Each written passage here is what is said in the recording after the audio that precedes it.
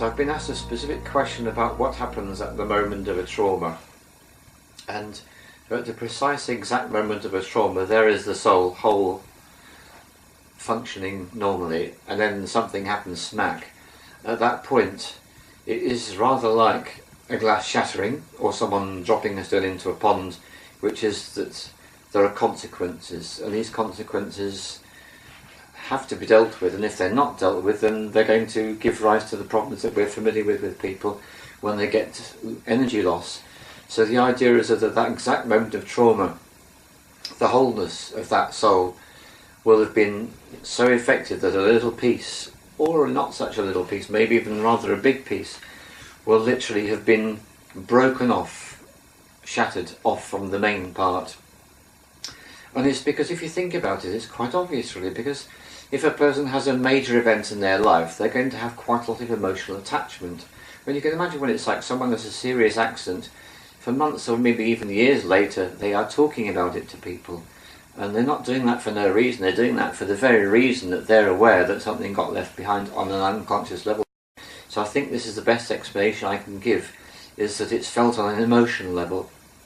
And that's what causes people to talk about unpleasant events really, because they just know that something did happen that needs to be rectified and they have no idea how until they come across someone who can actually do something about it.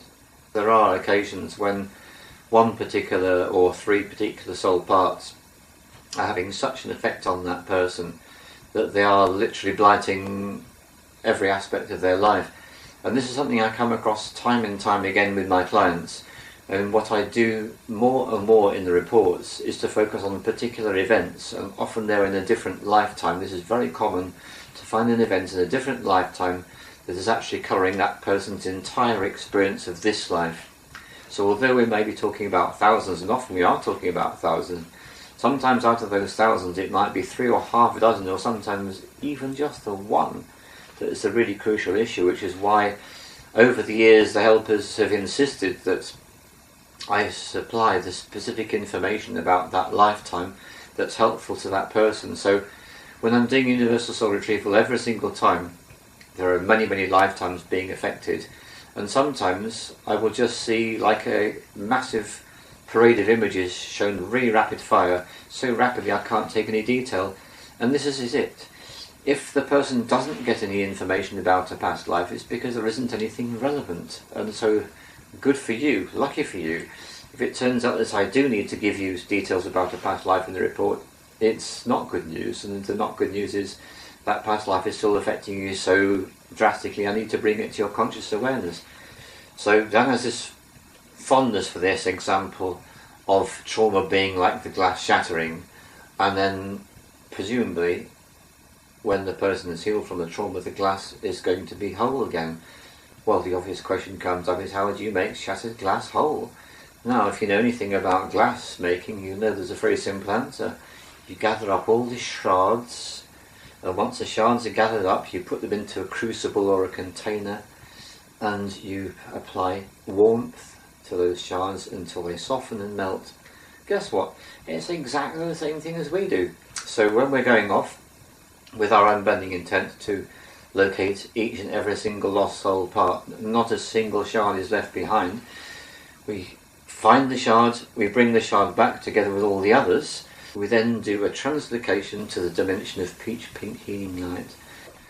So I've just been asked a question about that moment just before the soul parts are returned to the client and whether they get turbocharged, and the answer is emphatically yes. This seems to be what the dimension of peach pink healing light is all about. There's something about that dimension that it doesn't just heal the soul parts, it doesn't just liquefy them and prepare them for the return, it does give them an enormous boost of energy, which is why we get such good client feedback. And I would also say to you, thinking about it, that the dimension of peach pink healing light was not there from the beginning of the USR. There's something I also need to explain, is that as the years have gone on, more and more refinements have been added to the process, and also more and more extra processes have been added to the package. So what people are receiving now is actually far more than we were able to offer 2 years ago, 3 years ago. That's a big change for us. Then there's the other question which comes up about angels. So I like to distinguish between three forms of existence: fully physical, which is us, with our flesh and blood bodies in the third dimension; non-physical, which I would regard the angels to be. In other words, they have no physical nature whatsoever.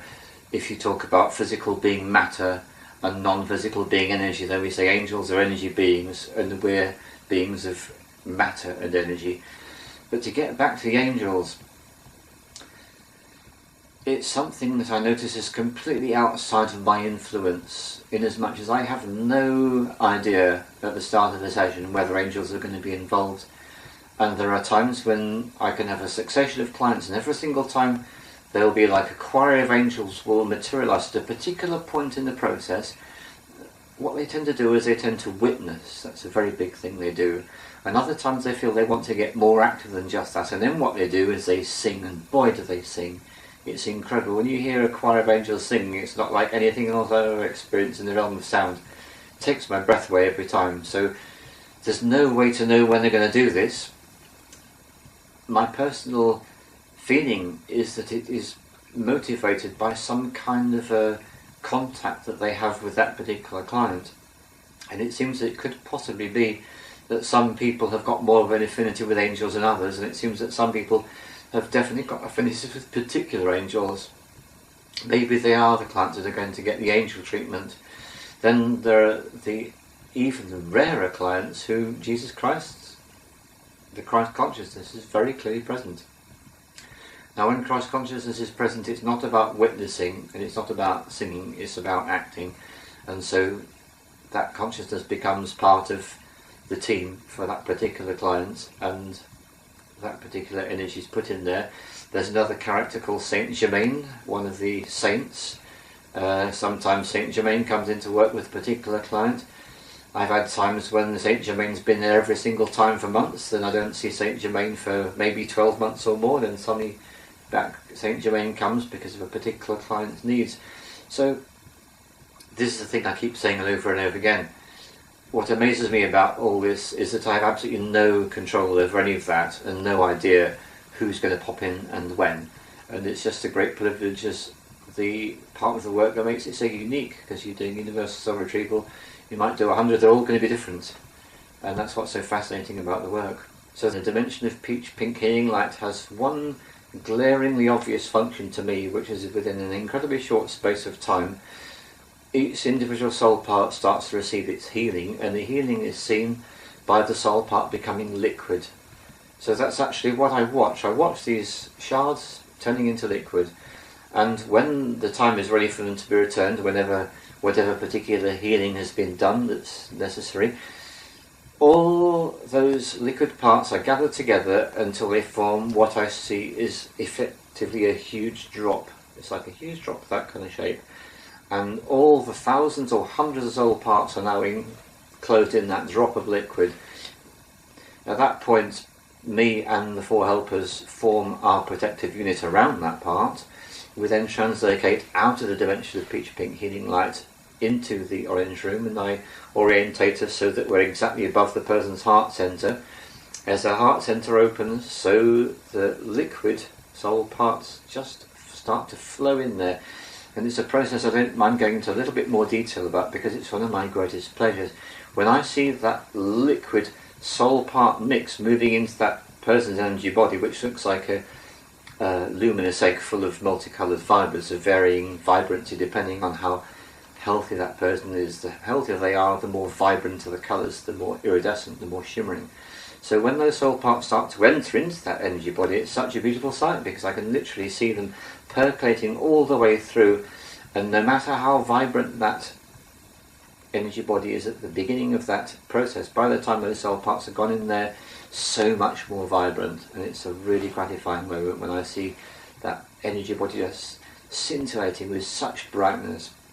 And I know the soul parts are in there, and I know that the integration process is begun and will continue. And generally speaking, I like to say 2 to 3 days is what it takes for that integration process. And this is something also worth bearing in mind, which is that when you have had that integration process of the USR, for the next few days be particularly aware that you're actually showing thousands, maybe if you've had thousands returned, you're showing thousands of parts of you that have missed this lifetime what life is like in the 21st century. So you go walking down the street, this may be the street you've walked down thousands of times. As far as your soul parts are concerned, have just come back, been stuck in hell dimensions or other lifetimes in dungeons or who knows where.